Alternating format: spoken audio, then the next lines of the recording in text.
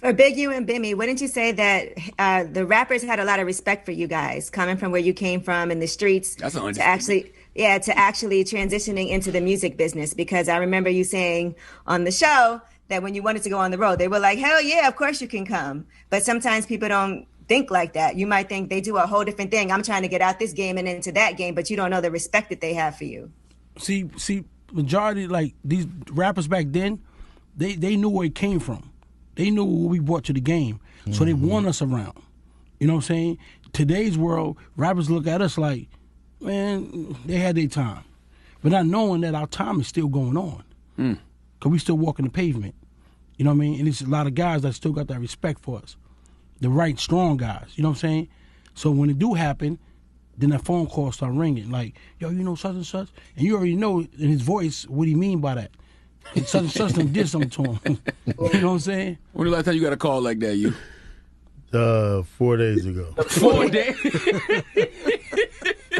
I'm 4 days. when it comes to these artists, Oh, look at it, 'cause we man. came from an industry where knowing the street guys was your protection. I need-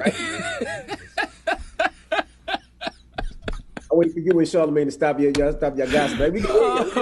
No, it proved what Bimmy said right. You know what I mean? You got the young boys who still got to reach out to the OGs because their arms still long on that pavement. That's all.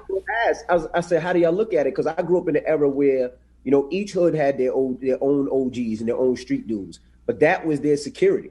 Like Yeah. I remember, moving around New York or moving around certain areas, I didn't need security because my OGs from my hood always held me down. Whether it was Reverend or it was a Bimmy, it was you could reach back to your hood people and be like, yo, I'm going to this area, make sure I'm good. And they usually did. And then, when you got to Detroit, let's say, Trick made sure everything was good. Or if I got to the LA, I could say, yo, Big U, I'm in town and I know Six is gonna pull up to make sure I'm good. Like you had that. It was more respect. It wasn't like Envy, I need $10,000. It was like, nah, those are my homies from the East Coast. They make sure I'm good. Same thing when I ran into Special the other day. Special was like, yo, you's coming up. I'm gonna come. Like it's just a type of thing. So how does it work now? Because back then I didn't think it was extortion. Nobody was getting extorted. It was something different.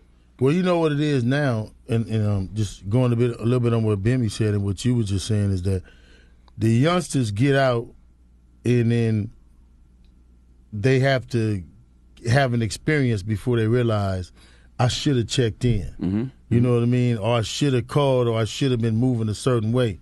And so they get out, and they might be under your banner, but then they not respecting the banner. They ain't calling you. They got your number. Mm-hmm. They know who you is, but they feel like they bigger than the program. And you got a lot of dudes, like when I was here last time, that claim my neighborhood that's in this music shit, but they don't really fuck with us until it's a problem. Then they call them. Like Quando Rondo. I just showed Envy. Like, you can't call me now. You can't call me when the fire hot. Mm-hmm. You didn't fuck with me before that. You know what I mean? You had my number. You could have called me. You could have did all that. You know what I mean? But he was around about. But how is that fair to me? How is that fair to our team, though? You know what I mean?